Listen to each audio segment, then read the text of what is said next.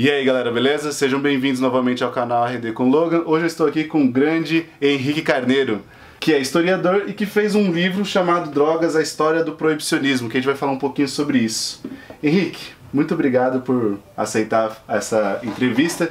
Eu já fiz um vídeo, vou tentar colocar aqui para o pessoal ver, falando sobre o que é o proibicionismo. Falei de uma forma muito superficial, que é, vamos aprofundar um pouquinho. Você poderia dizer pra gente o que é o proibicionismo, o que você considera proibicionismo e o como que isso impacta a política de drogas?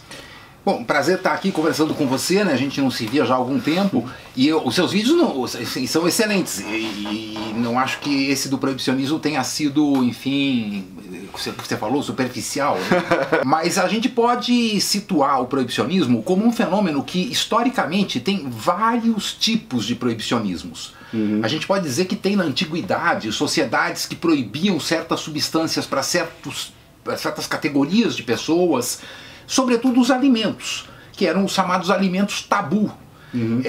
Depois a gente conseguiu, com a época moderna, que todos os alimentos fossem laicizados, digamos assim. O Estado não considera nenhum alimento tabu em princípio, mas a religião, por exemplo, judaico-islâmica, não come carne de porco e vários derivados e tal. As drogas tiveram um tipo de regulamentação que também obedeceu à história moderna.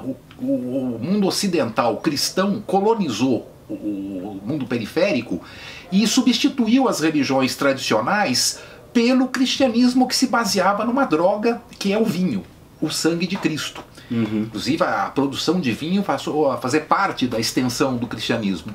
E as drogas de uso estático tradicional começaram a ser condenadas como idolatria demoníaca. Então na América, sobretudo, se proíbem os alucinógenos, mesmo o chimarrão ou até o tabaco tiveram também objeções. Depois o tabaco foi totalmente assimilado. Agora, há um proibicionismo do século XIX que vai ser muito característico do puritanismo anglo-saxão, sobretudo americano, que começa a proibir o álcool, mas também um monte de outras coisas. Todas as outras substâncias, até temperos, e os mais radicais eram vegetarianos, que é o puritanismo metodista. Isso se associa com uma série de outros elementos que são a questão industrial, o Henry Ford, os industrialistas querendo proibir tanto o álcool como o tabaco, para que os operários não, enfim, perdessem produtividade. E aí vem a guerra. E a guerra desencadeia toda uma onda proibicionista baseada na ideia de que era preciso manter os soldados sem beber e usar todos os recursos, sobretudo dos grãos, dos cereais, para o esforço de guerra. Então os Estados Unidos proíbem durante 13 anos o álcool, 19 a 34, o Canadá proíbe um pouquinho, depois legaliza e estatiza. E esse proibicionismo do álcool vai ser substituído mais tarde, a partir dos anos 30, mas também com o ópio já no início do século XX, por outras drogas que eram periféricas. Os derivados de coca, derivados de ópio e os derivados de cannabis, que viram as 3 plantas proibidas. Então a gente forma aquilo que um grande historiador chama de as 3 grandes lícitas e as 3 grandes ilícitas. As lícitas são álcool, tabaco e cafeínicos, e as ilícitas são derivados da coca, da cannabis e da papoula.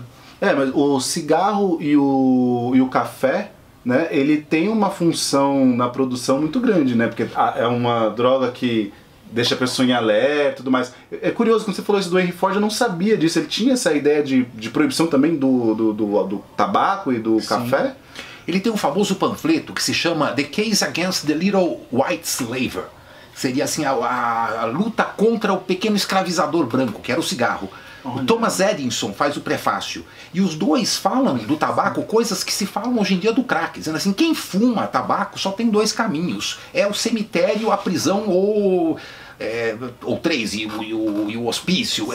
Enfim, é toda uma estigmatização do tabaco que parece para os nossos dias uma coisa maluca, porque, tudo bem, o tabaco faz mal, é a pior droga em termos de mortes por ano pela OMS, 5 milhões, efeitos crônicos muito problemáticos. mas ninguém pensa no tabaco como um corruptor moral, que, enfim. E lá é toda uma história assim, quem começa a fumar tabaco vira, enfim, um pervertido. Você sabe que antes da gente começar aqui, a gente tava conversando e obviamente eu já fiquei tirando as minhas lasquinhas ali, né, perguntando já para poder entender um pouco mais, para poder aprender um pouco. E aí você comentou que cada país tem um modelo de proibição diferente, por motivos diferentes. Fala um pouco sobre isso. Por que alguns lugares vai ser um pouco diferente? Como que isso funciona? Olha, o cristianismo tem uma tradição proibicionista muito antiga. Você pode até dizer que no sentido da sua narrativa mitológica mais essencial, a violação da proibição de se comer o fruto da árvore do conhecimento é uma primeira proibição, que tem uma enorme analogia com as drogas, né? Porque evidentemente não era um fruto que nutria o estômago, era um fruto espiritual, né? Depois vem, na Idade Média, uma série de iniciativas que vão substituir um conhecimento tradicional da cultura pagã greco-romana, ligada às plantas, e que passam a ser proibidas, sobretudo o ópio. A partir de Carlos Magno, o ópio também é proibido, porque o ópio era usado como eutanásico. Os imperadores romanos e tudo não só curavam a dor, como eventualmente abreviavam a vida. E aí há uma tendência, com a descoberta da América e a expansão na África e na Oceania, de se colocar todas essas plantas nativas na categoria de idolatrias demoníacas. Então passa a ter, no século XIX, a inclusão do álcool na proibição pelos evangélicos, que é a proibição dos Estados Unidos, que nunca foi apoiada nem pelos judeus nem pelos católicos, que sempre usaram o álcool na sua liturgia. É dogma da lei canônica que tem que ser álcool fermentado, não pode ser suco de uva na Eucaristia.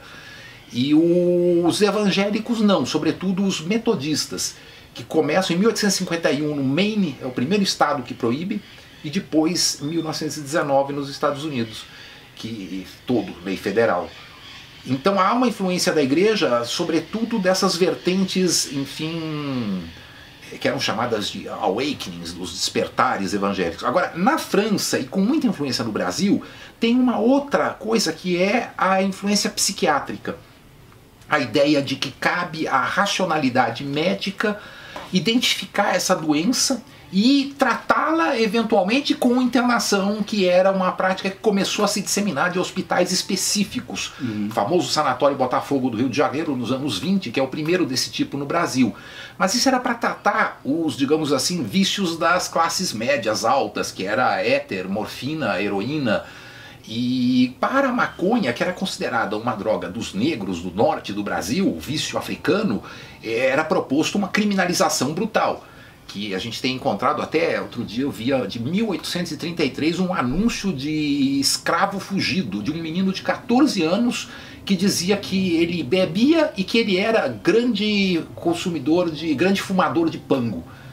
Então já, enfim, até para perseguir um adolescente escravo fugido, eles já destacavam que ele era dado a esse uso, né?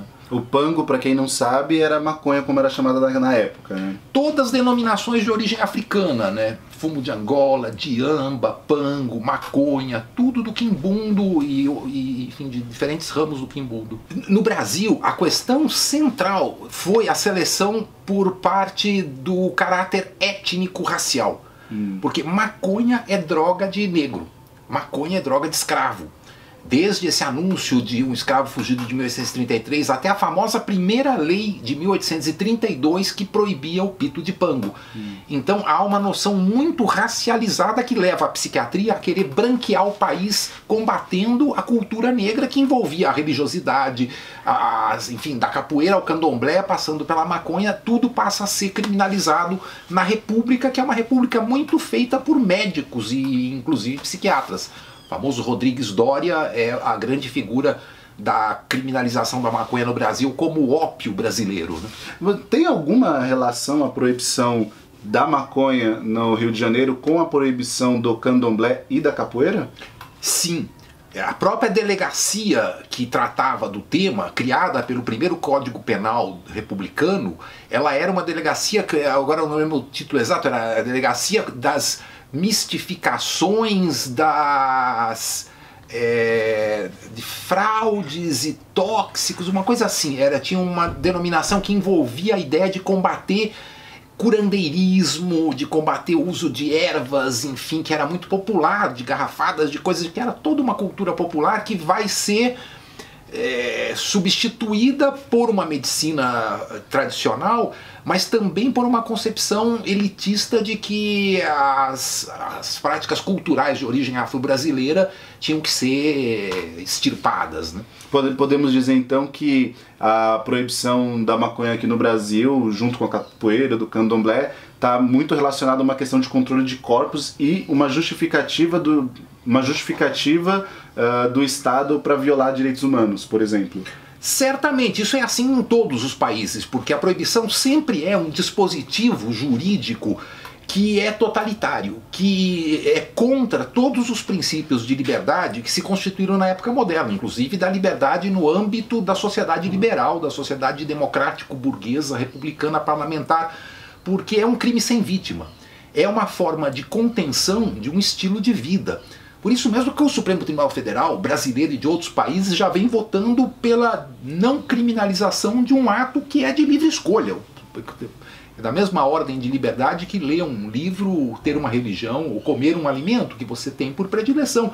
Assim é consumir uma droga. Recentemente a gente está vivendo um momento muito polarizado, né, tanto no Brasil como no mundo, e um discurso que é muito clássico da direita no Brasil é que as drogas, a esquerda quer liberar as drogas, que é até um nome errado, né, equivocado, né? Liberar seria legalizar ou descriminalizar, enfim, acho que até de propósito que eles fazem isso, e que a esquerda quer liberar e que a direita quer proibir as drogas. É muito curioso que os países que têm aí os seus partidos socialistas, né, Partido Comunista, esses países eles têm a droga como proibida. Como que você vê isso?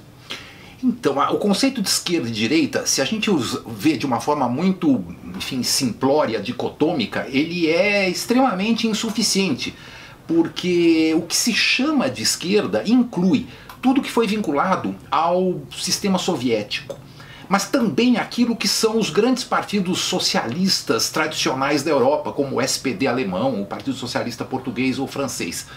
E por outro lado, você tem uma outra gama de esquerda que envolve figuras que nem sequer chegam ao socialismo, que são puramente nacionalistas, como é o caso do governo venezuelano ou coisas assim. E a ideia do socialismo, que tinha um pressuposto no início do século XX, sobretudo no processo da Revolução Russa e também das grandes revoluções europeias, a alemã e outras que vieram derrubar as monarquias, era um princípio de liberdades plenas. Liberdades para as mulheres, liberdade de fim da censura, liberdade artística, liberdade sexual e liberdades no ponto de vista do estilo de vida.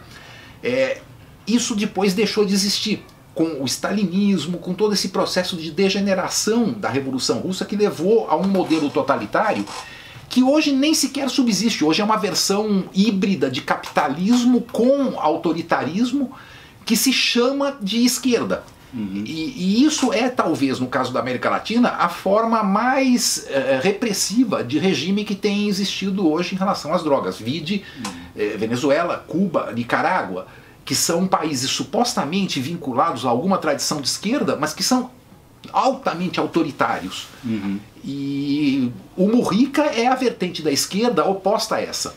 É a vertente de uma esquerda que surgiu, sobretudo a partir de 68, que foi um movimento internacional de juventude, num terreno de incluir todas as formas de opressão na agenda da esquerda. Então tem uma outra questão que eu acho que é talvez a mais importante, que é a questão de que o proibicionismo é muito bem sucedido. Ele deu certo. As pessoas dizem, não, a guerra às drogas fracassou. Como fracassou?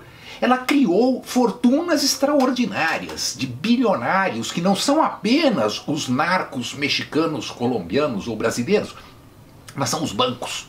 Sim. Ela serviu para a especulação financeira do capitalismo tardio.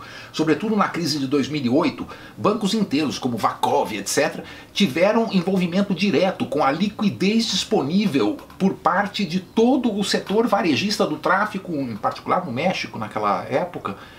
E isso criou um regime que a gente poderia dizer que é o Estado miliciano. semelhante ao que existiu no Brasil com o Bolsonaro e que não deixou de existir por causa da mudança de presidente, que é um estado no qual os serviços de segurança obtêm verbas vultosíssimas e também se acumpliciam com esse fluxo, que é um dos maiores fluxos da economia e que está por baixo do pano. São bilhões e bilhões e bilhões. Então isso cria uma corrupção intrínseca da própria sociedade, que foi um dos argumentos para se acabar a proibição do álcool nos Estados Unidos. E agora começa a ter, de novo, essa consciência como forma de fazer frente aos piores resultados desse sistema, que são a violência extrema, um mercado dominado pelo crime e esse crime associado com o próprio Estado. Muito obrigado, mas para finalizar, antes da gente finalizar, fala um pouquinho pra gente do seu livro, tá aqui ó, claro. Drogas, né, a história do proibicionismo, vou deixar aqui.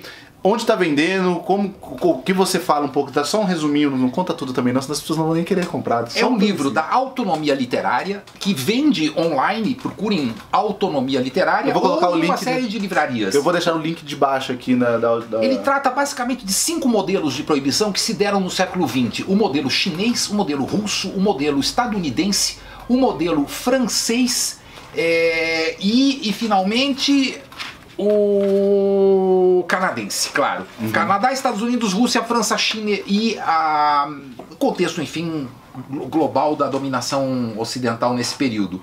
Esse outro é uma obra que saiu recentemente, na qual eu tenho um capítulo e que é hoje uma referência, talvez a mais importante para o estudo da história das drogas, que tem uma sociedade própria de historiadores, que é a Alcohol and Drugs History Society, que se reúne a cada 2 anos, eu já fui em congressos até na China com essa sociedade, e que tem produzido hoje uma espécie de congraçamento dos pesquisadores na história das drogas, que é o nosso ramo, sobretudo na Universidade de São Paulo, onde eu coordeno o Laboratório de Estudos Históricos das Drogas e da Alimentação, que é o LEDA.